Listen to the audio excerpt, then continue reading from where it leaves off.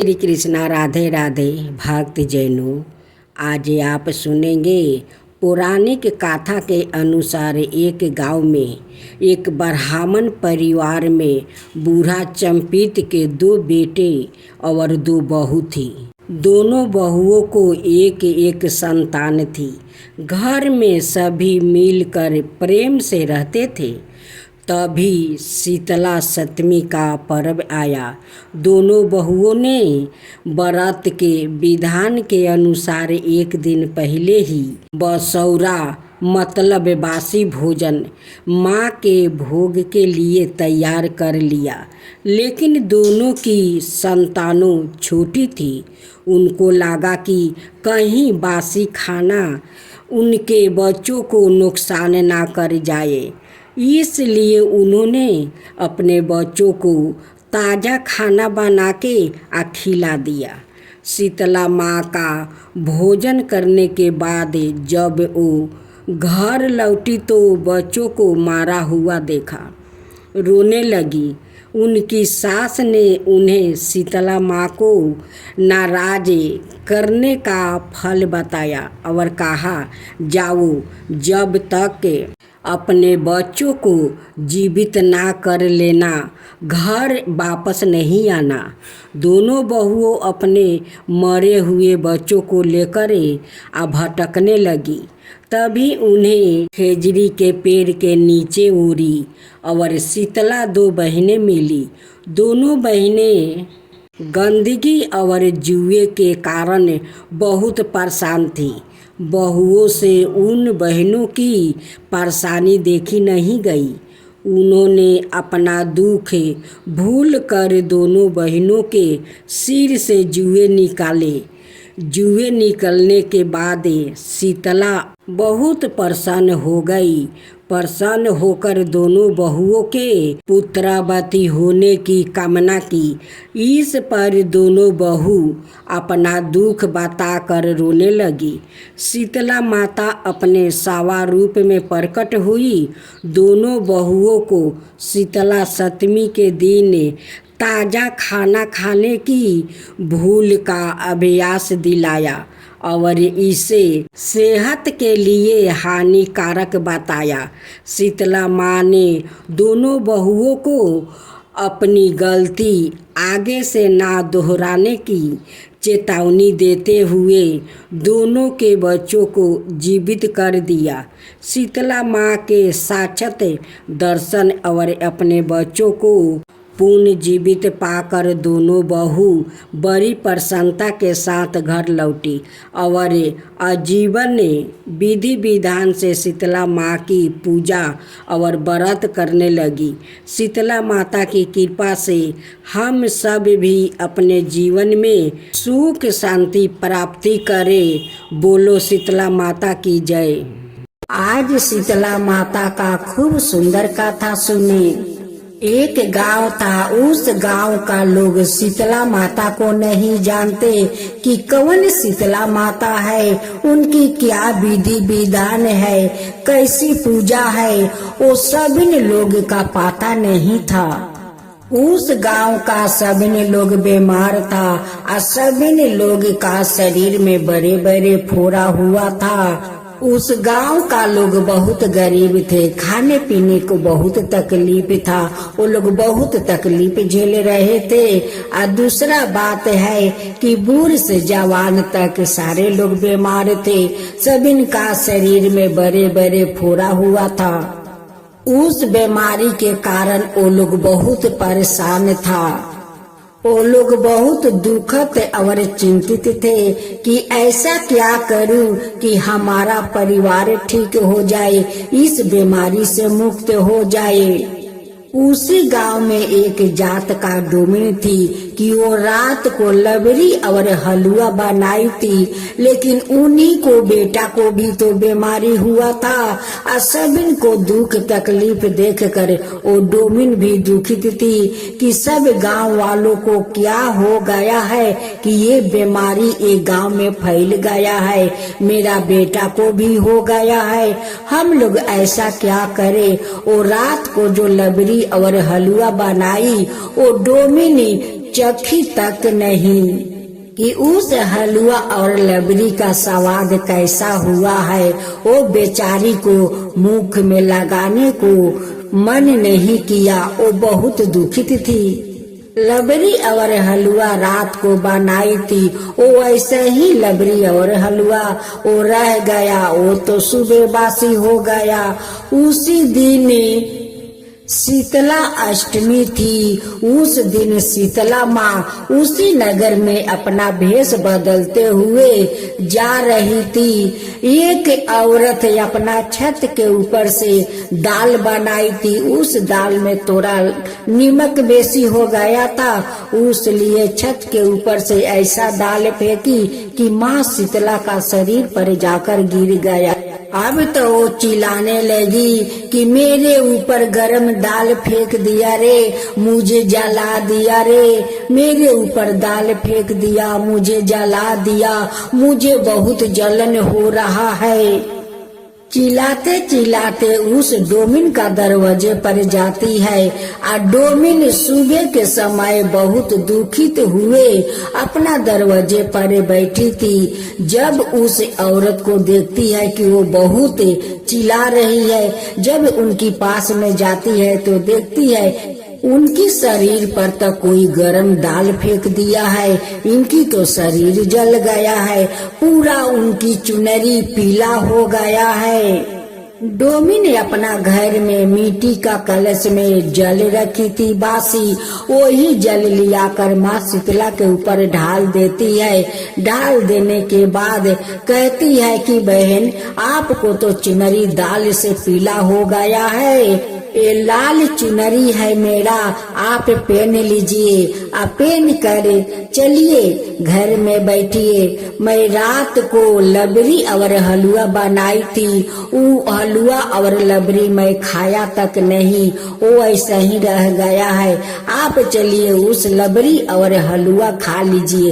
उस औरत ने एक थाला में हलवा और लबरी ले आती है और माँ शीतला को खिला देती है।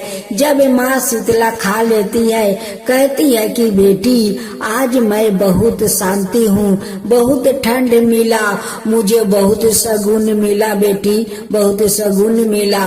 वो औरत कहने लगी कि आपका बाल भी बिखरा हुआ है, आप बैठिए, मैं आपको बाल को असरा देती हूँ और बेनिया गूंथ देती हूँ। उस औरत जाती है और माँ शीतला को बाले कंगही सो झाड़ती है। झाड़ते झाड़ते उनकी कंधे पर देखती है कि माँ शीतला का एक वहाँ पर छवि है। अब उस छवि को देखकर डर जाती है। कहती है कि बहन, आपका गर्दन पर एक चिन्ह कैसा है, ये चिन्ह तो अजब है। माँ शीतला कहती है कि बेटी, तू मत डर, मैं शीतला हूँ, तू मत डर बेटी, मैं शीतला हूँ। मैं इस गांव में आया हूँ, देखती हूँ कि कौन मेरा पूजा करता है, लेकिन इस गांव में तो कोई मेरा पूजा नहीं करता है। डोमिन माँ शीतला का पैर पर गिर जाती है और रोने लगती है कि माँ, मेरा बेटा देखिए बहुत दिन से बीमार है, उनकी शरीर में देखिए बड़े बड़े फोड़ा हुआ है, ये सारे गांव का लोग बहुत पीड़ित है, बहुत दुख से पीड़ित है। माँ, आप घर के अंदर चलकर देखिए मेरा बेटा कितना दुखी है। माँ, बहुत दुखी है, बहुत बीमार है। माँ शीतला उनकी साथ जाती है, अपना डाली और झाड़ू और कुछ नीम का पाता लेकर जाती है। उस नीम का पाता उनकी बेटा का शरीर पर डोला देती है और उनकी बेटा के सारा बीमारी दूर हो जाता है, सारा फोड़ा दूर हो जाता है।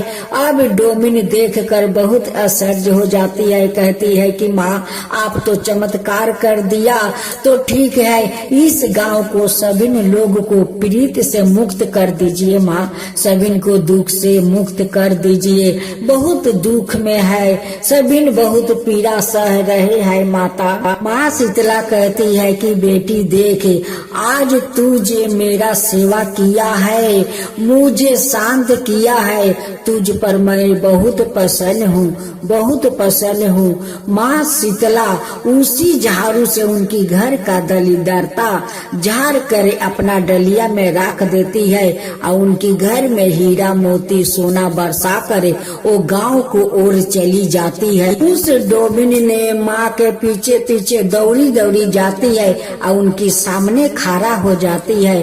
कहती है कि माँ, अपना पूजा का विधान बता दीजिए, मेरा तो पता नहीं है कैसे आपको पूजा किया जाता है। माँ शीतला कहती है कि बेटी, तेरा तो पूजा हो चुकी है, तू तो मुझे स्नान करवाई और उस लबरी और हलवा बासी खिलाकर मुझे तो तू शांत कर दिया। माँ शीतला उस औरत को अपना विधि विधान बताती है कि देखो, रात को खाना बनाओ और बासी खाना सुबह खाओ। पहला माँ शीतला का मंदिर जाकर माँ शीतला को बासी पानी, बासी भात जो भी हो बासी जाकर पहले माँ को भोग लगाओ, तब आकर उसी बासी खाना उस दिन खाओ। शीतला अष्टमी का दिन उन्हान मत जलाओ, गरम खाना मत खाओ, बासी खाओ, बासी माँ को भोग लगाओ। उस बासी भोजन से माँ शांत हो जाती है। शीतला अष्टमी का दिन गरम में खाना मत बनाओ, उन्हान मत जलाओ, दाल सब्जी को छेवक मत लगाओ। तुम जितना साधारण खाना खाओगी उतना तुम शांत रहोगी। माँ शीतला भी शांत रहती है। उसी बासी खाना को तुम माँ शीतला का मंदिर में जाकर भोग लगाओ, उनकी श्रद्धा भक्ति से पूजा पाठ करो, ताकि माँ शीतला शांति रहेगी तो सारा संसार शांति रहेगा। माँ शीतला उस औरत को नीम का डाल देती है और कहती है कि जाओ, सबिन का घर घर ये नीम के डाल दे दो कि ताकि सबिन को बीमारी दूर हो जाए। अब तो माँ शीतला सारा गांव को दलिदरता को झाड़ कर अपना डलिया में लेकर चली जाती है और सबिन गांव वालों को सुखी कर देती है। फिर अगला साल चैत्र मास का शीतला अष्टमी आया। सब लोग धाम धूम से माँ शीतला का पूजा किया, बहुत नियम पालन से पूजा किया। जैसे माँ शीतला बताई थी वैसे ही सब लोग किया। सभी लोग का गांव सुखी हो गया। सभी गांव वालों बहुत खुश हो गया कि माँ शीतला आई और सारा दलिदरता गांव को लेकर चली गई और हम लोग का घर में आजाद कर दी। खाने पीने से लेकर सब कुछ को माँ आजाद दे दी। हे माँ शीतला, जैसे उस गांव वालों को सब दुख हर कर आप लेकर चली गई, वो लोग का घर में धन का बरसात कर गई, वैसा ही सबका दुख ले जाइए, सबका दलिदरता दूर कीजिए, वैसा ही धन सबका घर में बरसाइए। माँ शीतला की जय हो, माँ शीतला की जय हो। जय शीतला माता मैया, जय शीतला माता, याद ज्योति महारानी सब फल की दाता। जय शीतला माता, रतन सिंहासन शोभिते सब छतरा भरता, रिद्धि सिद्धि चावर डोलावे जगमग छवि छाता। जय शीतला माता, विष्णु सेवती ठाणे सेवे शिव दाता, वेद पुराण परिणति पर नहीं पाता। जय शीतला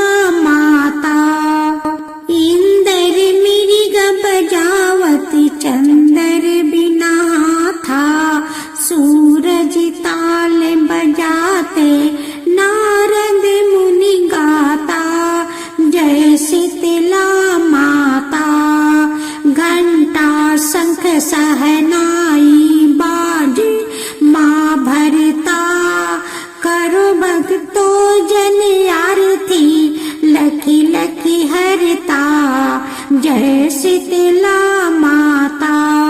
ब्रह्मा रूपी वरदानी तुम ही तीन कल गाता, भक्तन को सुख देना मातु पिता मरता, जय शीतला माता।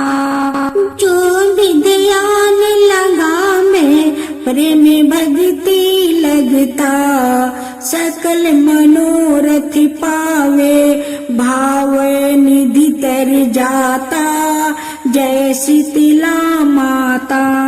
रोगन से जो पीड़ित कोई सर तेरी आता, कोडी पाँव निर्मल काया, अन धन ने तेरा पाता, जय शीतला माता। बांझ पुत्र को पावे दलिंदरता कट जाता, ताको जो नाही सिरि धन पछताता, जय शीतला माता।